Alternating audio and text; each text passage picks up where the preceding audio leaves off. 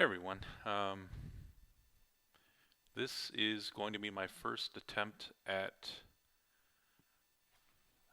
using a Wacom tablet to create art, and it will also be my first attempt at creating a YouTube video. And let's see how this goes. I'm going to do a portrait of my dog Brady. He's a yellow lab. He's 5 years old.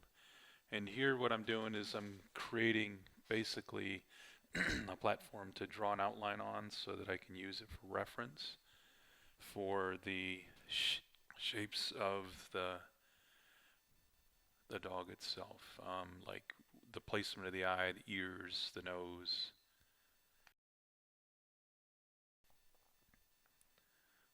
And so I'm just picking an opaque brush that's got a fine tip to it and just kind of creating these contour lines. And like I said, they're going to be for reference. I've created that white layer and just made it translucent so I can see the basic shapes of Brady underneath, and here I am just speeding it up, so not to bore you, but it's the basic attributes that you need. You don't have to get too detailed. And then I make the background opaque, and I'm going to color code this guy so that at a glance I'll know what it is. And that's just for my own reference. And then I lock that layer too so I can't paint on it. And so I'm creating a new layer here so I can use that to do the actual artwork on. So layer 4. It is a good idea to name these layers, but I'm just lazy. I just color code it. And now you can see the relationship between the two. I'm going to be painting actually underneath my trace layer. This guy here is going to be the palette. And so this is one thing that's cool about digital art, is that you can create a palette based on the image itself, the colors. And what I'm going to do is I start out with a background of neutral color, 50% gray. And on top of that, I'm just going to grab an opaque brush, and then I'm going to sample, holding down the Alt key. I sample different areas and just create a color palette. It's a quick and easy way to to grab just the main colors. And you really only need this to get started. Once you get a lot of the area filled in, blocked in, and you've got highlights and shadows, and you can sample from those. But this is just to basically get me started in blocking out all these major areas.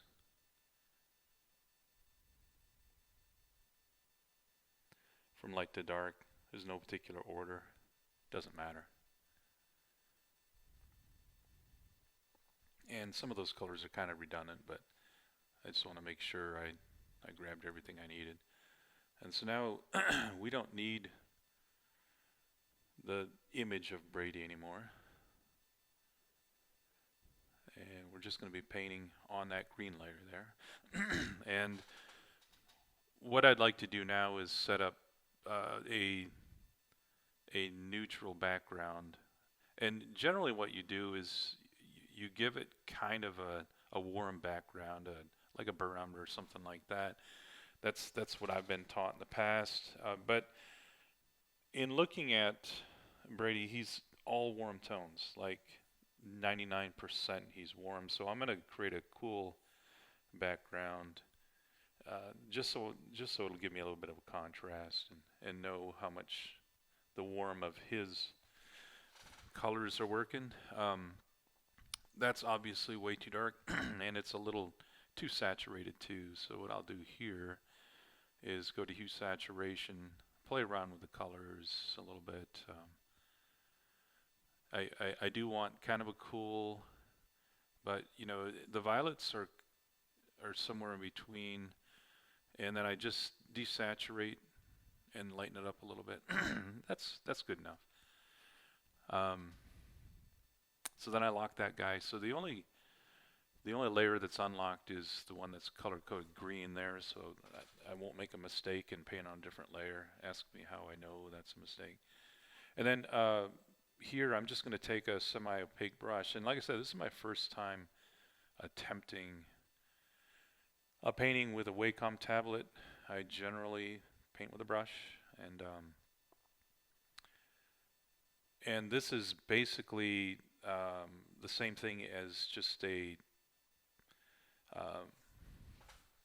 your basic background tone, where you mix it with medium and just kind of block it in.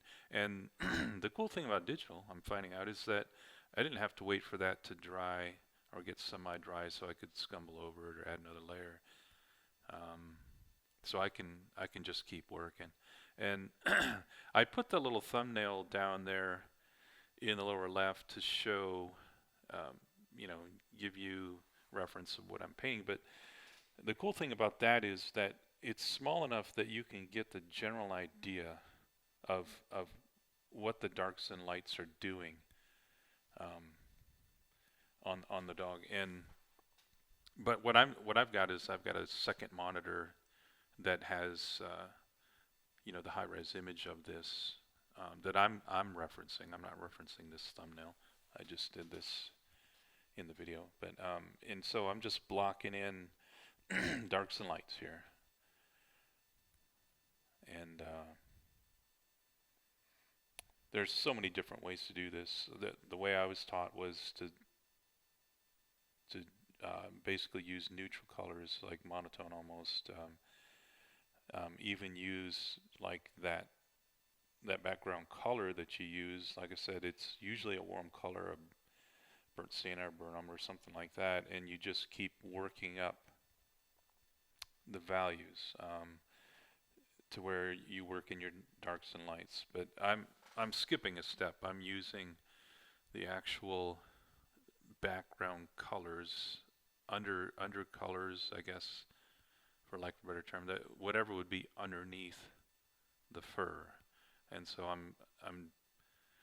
the funny thing about long-haired dogs is there's not a lot that you can mess up if you get the form right, like the actual skeleton of the skull and everything, and the width of the shoulders and all that. If you get that right and you get the eye placement and the accuracy of the eye, if you have that looking exactly like it looks on a lab or it looks on that particular image, the fur itself, it won't ruin the painting. If you get the form right, you don't have to paint the fur exactly like it is. You're gonna glance at it and say, that's my dog.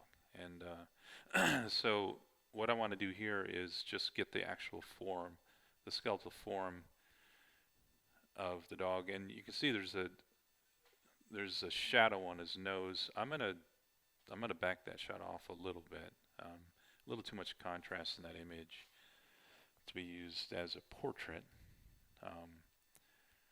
And I generally don't do portraits either.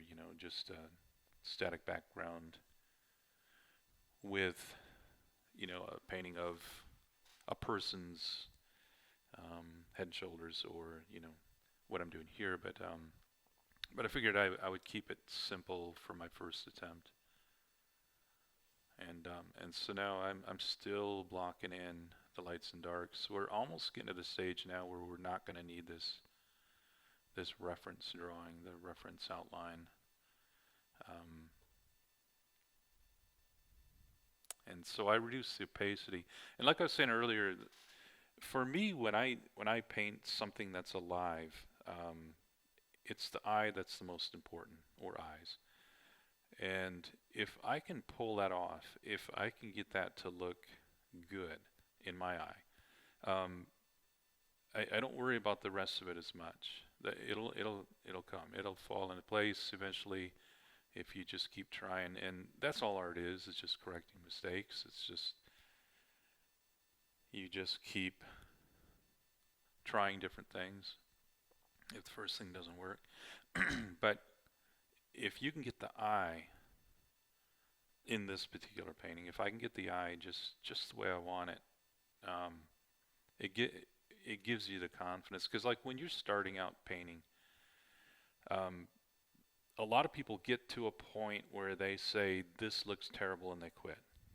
And only people that have a lot of experience that just keep going understands that that part of the painting um, is pretty common in just about every painting you'll ever do, and you just can't ever give up. So I do something like this, and I do it down to the minute detail, and and that gives me the confidence to just keep going. And like I said, if you get the eye right, the fur is not going to make or break the painting.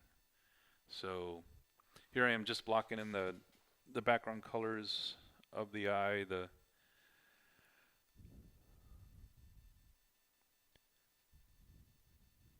browns in the cornea. So and the thing about all eyes is they all, if you work the details of um, the background and foreground of the eye, the colors, if you work them towards the middle, towards the iris, especially painting with real paint, your eye picks up on that, and it looks realistic. So I always paint towards the middle on the eye.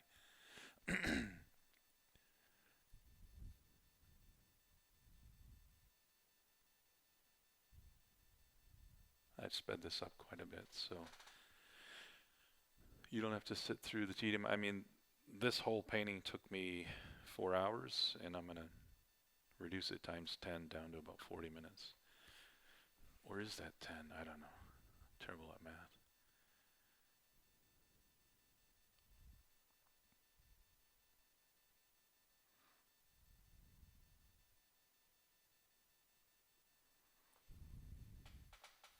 So these brushes that I'm using, these are default brushes that come with Photoshop.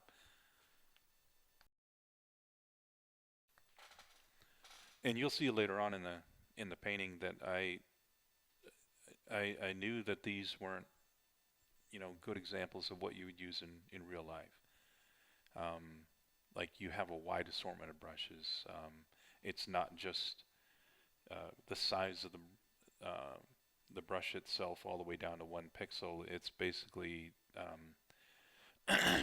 what kind of brushes, like a feather brush versus a glazing brush versus a fine point brush, and there's technical names for them. But and later on in this, I did search online for a brush set that better represents the full breadth of brushes you'll use in a painting, and I'll point it out when I start using it. But you can see the eye is starting to take shape now. I just keep working up layer after layer after layer. I use the opacity is real low down to looking at it, it's down to about 50% here flow, and so I just keep scumbling over it. Here is more opaque, blocking in the shape of the eye socket itself, and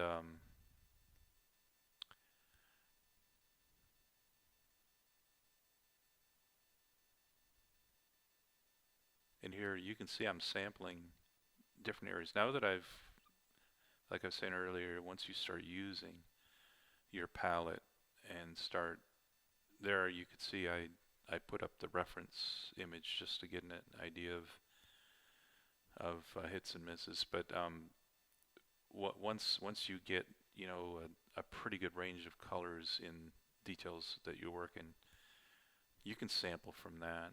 That's the cool thing about Photoshop.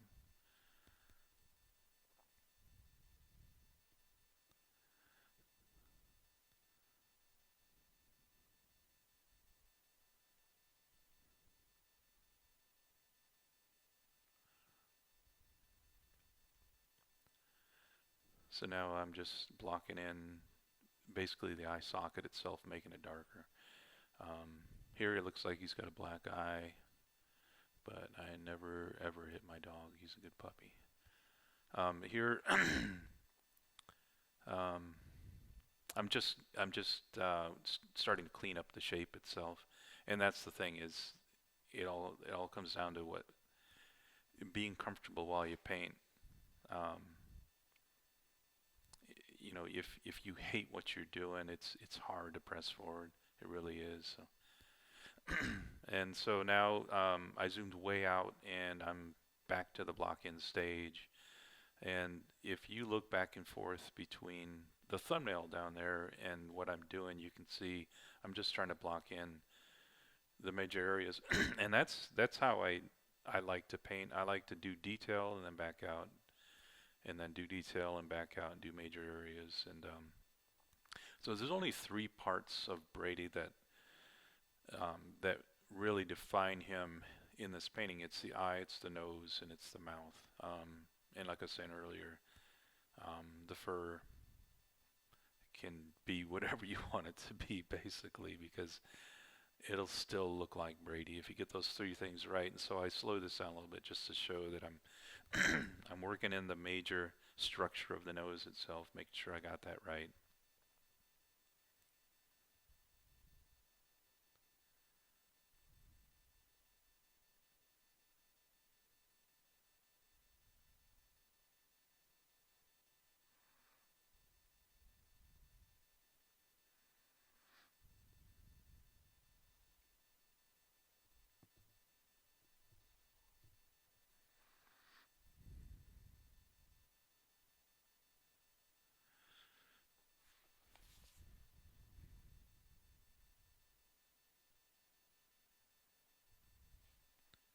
More block-ins.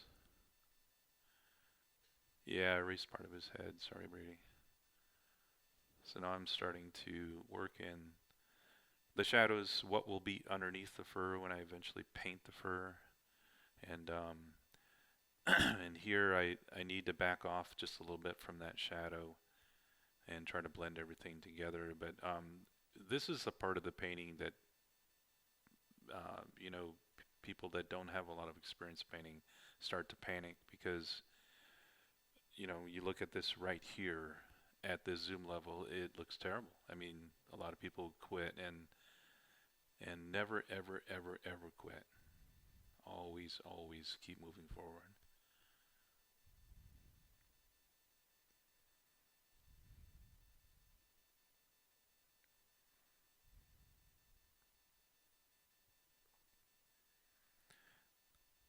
Adding some form to that socket now, make it look like it recesses, and then some highlights on the eye.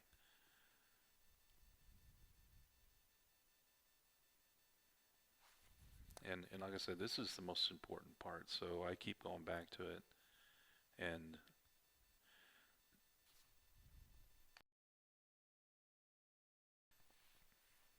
adding more detail. Now there is a point where you can add too much detail, um, and that just comes from experience. You know when to basically say good enough and quit. There is no perfect, but I would say that's pretty close to good enough for the eye and the eye socket. The the socket itself on the forward part of it there, I need to blend that a little bit more. But now you start working your way out from this. You got to give. Oh, here's my first mistake. As far as creating a YouTube video, I completely forgot to record a whole session, and I usually work an hour at a time, so that was a whole hour that I did. I don't know how. I thought I hit the right keys, but I couldn't find the recording. So you can see what I did is I started adding, and a lot of this, what you see in the nose, is experimenting. I wanted to see what it would look like with the brushes that I had if I tried to paint fur, and it looks terrible. And so that's like I was saying earlier. I went out and there's a lot of people out there making custom brushes, and I will put in, this is my first YouTube video, but I imagine there's a place I can put details about what I use and stuff like that. I'll put that in there. The brush that I used, brush set I should say. But here I am experimenting with layering the fur on the nose, and it looks terrible. And this will not be the final result. But here you can see I've added a lot of detail to the nose, and I wanted to make sure that I put the right amount of pink in his nose, and that's a thing with the old labs. People that know labs that have you know, raised labs, yellow labs. One of the attributes that people look for in a champion caliber lab, I guess, is the darkness of the nose, and if they're bright pink, sometimes it's an indication that they weren't bred right or something like that. I don't know, but I love Brady's pink nose, and I don't think anything less of him. So I wanted to make sure I put the right amount of pink in there. But here I am trying to get the highlights right for the nose, and like I said, I didn't want to be as contrasty as that image that you see there, and it just isn't working yet. So I'm going to play around with this area a little bit more, and then I'll get back to it. That's the other thing about art, is never try to fix something that's broken if it's not working right away. If what you're trying isn't working, move on. Do something else. And when you come back to it, you've got a fresh set of eyes. And that's like the first lesson that my art teacher taught me was, you know, work it until it's not working, and then quit, and move, not quit, but I mean move on to something else, and then come back. And most of the time when you do have a breakthrough, something that does work, something that fixes the art you're working on, it's because you came back to it later, sometimes the next day. Another thing that works is looking at what you're working on in the mirror. And I can't really do that with this, but I'll show you somewhere later on in this video. I did flip the canvas horizontal. And what that does is it just gives you fresh eyes.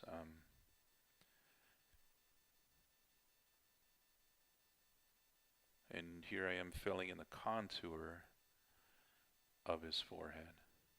And you can see as I'm working, it's starting to work. The shape is coming in.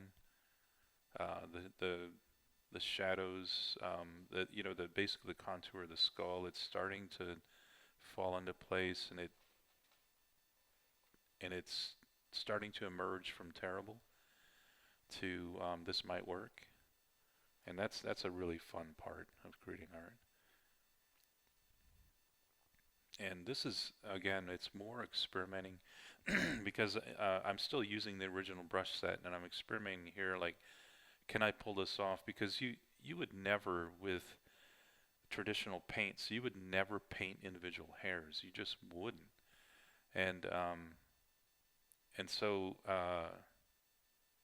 I'm just experimenting to see what would it look like if I actually did that. And here I'm actually fixing the shape of the ear. I figured it was time, as I'm getting closer to detailing that part of his forehead, I might as well get the shape of the ear right.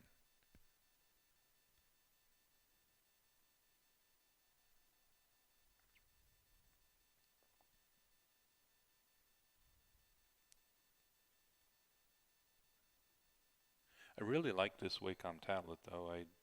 I love the pen in your hand. It feels right, and I love the fact that you can add a little bit more pressure and it becomes more opaque. And I can see why a lot of traditional artists are using it now for creating something in between thumbnail and finished product, finished painting, I should say. Excuse me. You can see in the thumbnail there's a highlight there at the front of his ear, so I'm just adding that. You don't you don't really need to add the highlights anywhere else. That'll come like right at the end, your brightest brights and your darkest darks. But I thought it was good. Here I am, like I said, I flipped the canvas there, and I just give it a glance. Like, and what you do is you just look. Does anything jump out at you? Like, oh wow, that's way off. It's for this, it's not going to be something like the shape, because we use the image to create the shape, but it'll be something like, wow, those shadows make the nose look too long or something like that. But I just glanced at it real quick. It looked okay, so flipped it back, and this is not easy to do, to create a shape, a contour, shape of something that is so soft, like a dog's ear, and then on top of that, there's a layer of fur. So you're basically using the fur to create the contour, and this is more of an experiment for me with this brush set that I have. Like, here I am trying to paint individual hairs again, and it's just not working.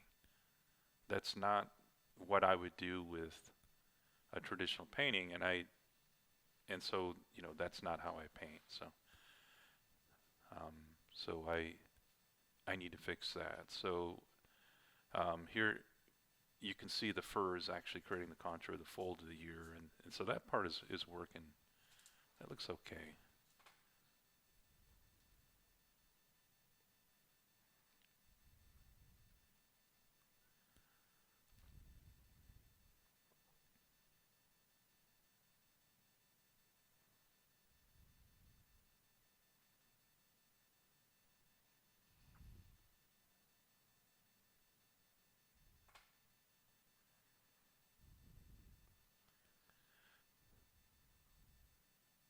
And I didn't need to get that detailed in the front of his ear, but I just wanted to see if it would work, if I took it all the way to the detail stage.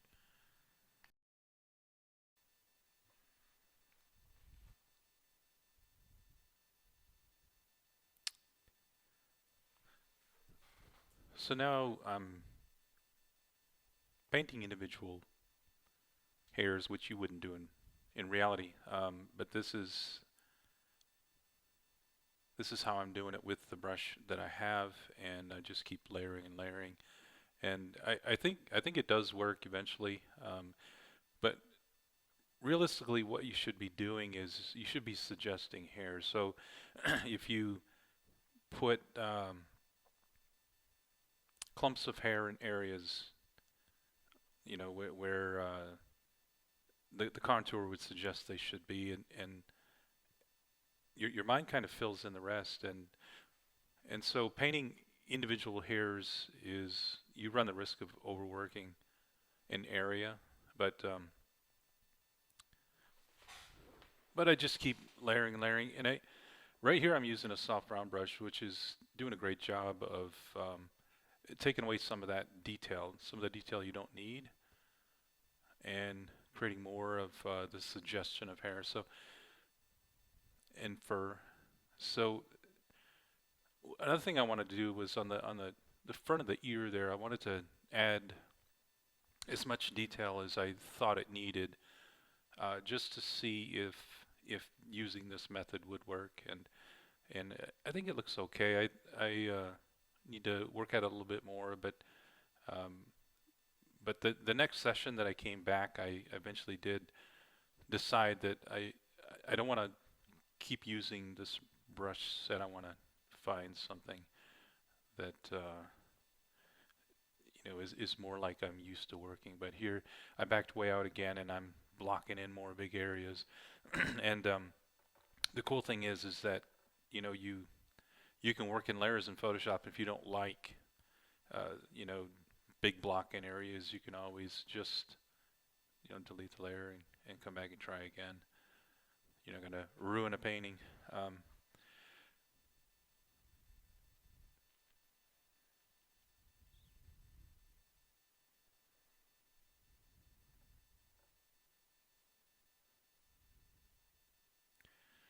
Back on out again, and here I reverse the canvas just to get an idea at the major areas to see if I see anything that I want to fix. It looks okay. I'm gonna keep pressing forward, and here you can see the brush set there. I'm gonna put down in the description where I got these. They're fantastic, but they're called MA brush in here in the brush palette. But I'm using basically it's like a fan brush. Uh, I called it feather brush earlier, but it's a fan brush. And the cool thing about this is you can actually rotate the brush to where it would be more of like a vertical stroke, but you can also make it perpendicular, so it'll paint large areas of suggestions of fur, and that's that's what I would be doing in traditional painting. So I was really excited to find this, and then it didn't take long to get to the point where I was really comfortable using it. So now I feel like the rest of the painting is just really going to move quickly and fall into place. So I'm painting large areas of fur now, and like I said, the key is to like suggest the fur, let the rest fall in place. But Brady, like a lot of English labs like him, they have like a heavy coat on their front shoulders, and it almost looks like a mane, like a lion's mane. And so I want to make sure that I emphasize that. So I'm going to show a lot of big tufts and a lot of contrast in that area. And it doesn't have to match exactly what you see in the photo. Just get the idea right. And I'm highlighting like the layers of fur.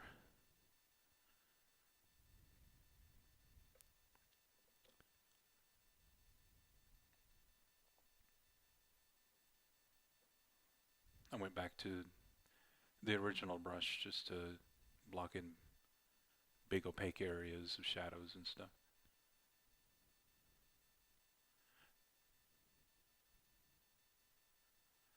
Yeah, it was kind of about here where I thought, yeah, this might just be a nice painting in the end.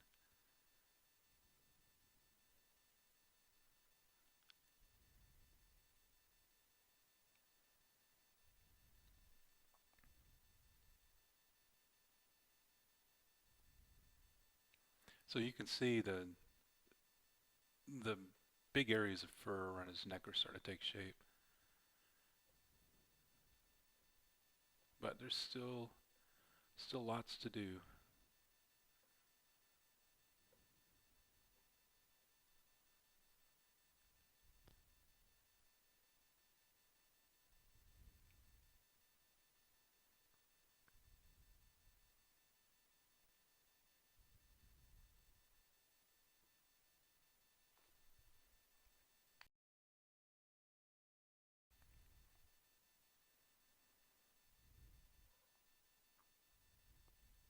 Yeah, my art teacher, one of the first things he taught me, well, in the first week was always use the biggest brush that you can get away with, and then always hold the brush as far back as you can on the handle. And I've always remembered that.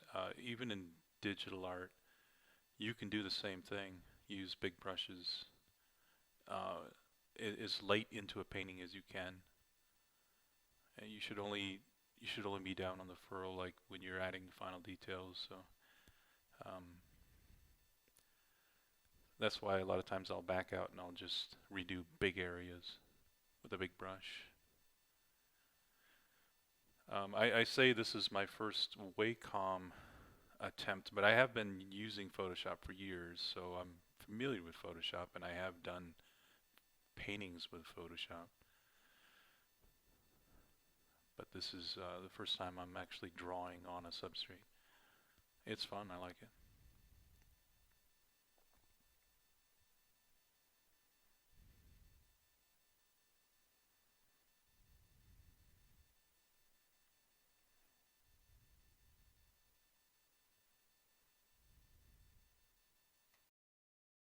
Here is the shadow underneath these short tufts of hair. And these short tufts of hair, basically what you do is you become more opaque with the paint like you would, but you just have shorter strokes. And because this is basically, short hair, and it's coming out at you, you just have real short strokes, and and you just keep working up layers. And you can see how easy that is to do. That part is pretty easy to pull off.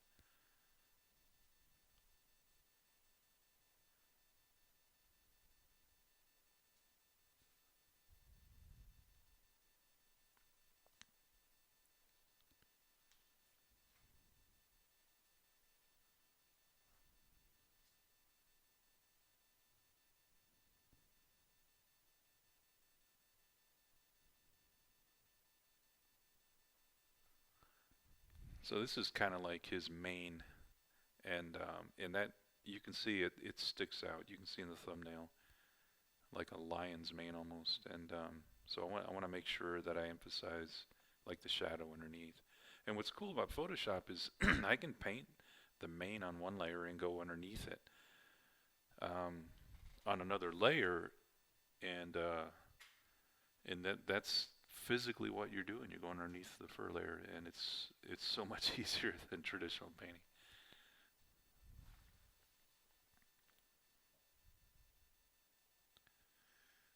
Yeah, I'm just feathering the fur on the. Like I said, I don't normally do this, paint portraits like this, but this is a pretty simple first try, I think. Normally what I do is I'd put them in a natural background and paint the rest of it in, but that would make it twice as long. And then here's where it comes to life, and this is the fun part in every painting.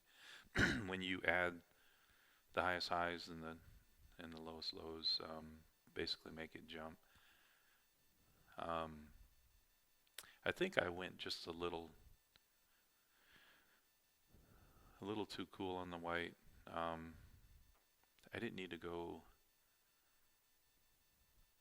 that bright. Maybe.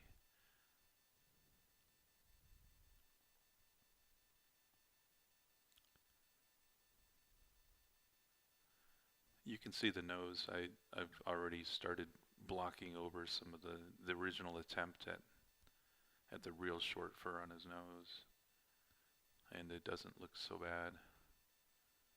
But that intense look in his eyes, that's my dog, and that's the cool thing is when you when you get to the point where you say, yeah, that's pretty good rendition, and that's the exciting part of creating art is when you realize you're going to pull it off. These were actually harder than I thought. His whiskers, because it's not really a socket that the whisker, it's actually a dark patch of fur. So you run the risk of making it look like a contour. But I just kept playing with it till I got it right. And then once I got that in place, then you add the shadow of the jaw. And here I am experimenting with how do you draw a whisker? What brush do I use? And then how hard do I push the pen and stuff like that? And then what's cool about Photoshop is you can reduce that whole layer in opacity till it looks right, and that's what I did. And right there, I just masked out everything outside of him in case there was any stray painting that I did, and I'm just deleting it. So now I put everything into a group, and I'm attempting to create a background. Now this is how I do it in traditional painting. I would build up um, layers, and backgrounds look good, I think, when you mix warms and cool hues and values. And so I started with some warm tones, and then now I'm adding the cools. I think moving forward, the way I would do this, I would start dark, and I would just work in whatever light I need, because in the end you'll see it's almost a completely background, and you don't really get the indication of the layers that I've done here, but I'm learning as I go. I'm creating a vignette here, and you can see now, once you get the background that you want in there, that the warms, all the warm tones really pop. And so now I gotta create the right shape.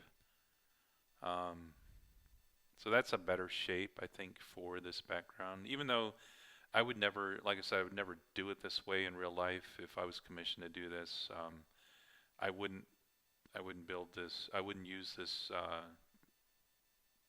portrait format, tall and narrow format. I would do more landscape and put him in his natural background. So you'll see at the end, like, it doesn't really work plunking him right in the middle of this portrait format. But I like I said, this is first attempt. I just wanted to get all the experimenting out of the way, see if it actually did work. But now I'm adding the details for the final shape. That just basically the fur that flows over the shape.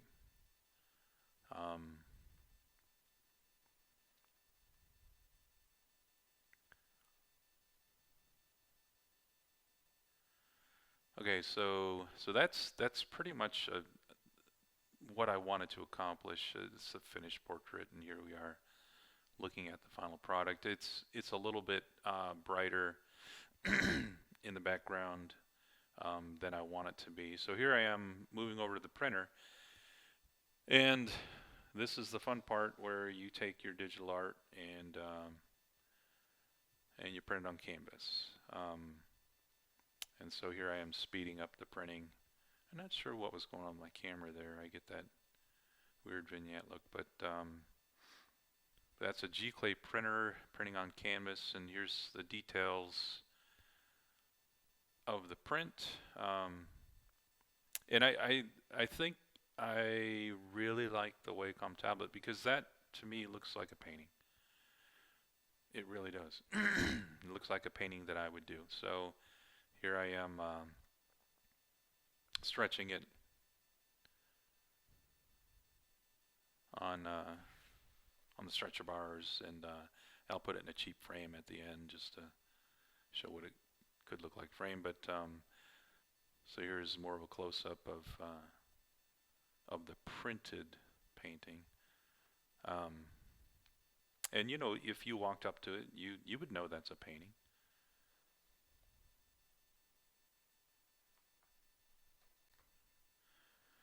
Alright, so there you have it, finished painting. I hope you enjoyed the video, and I think I'm gonna do a horse next.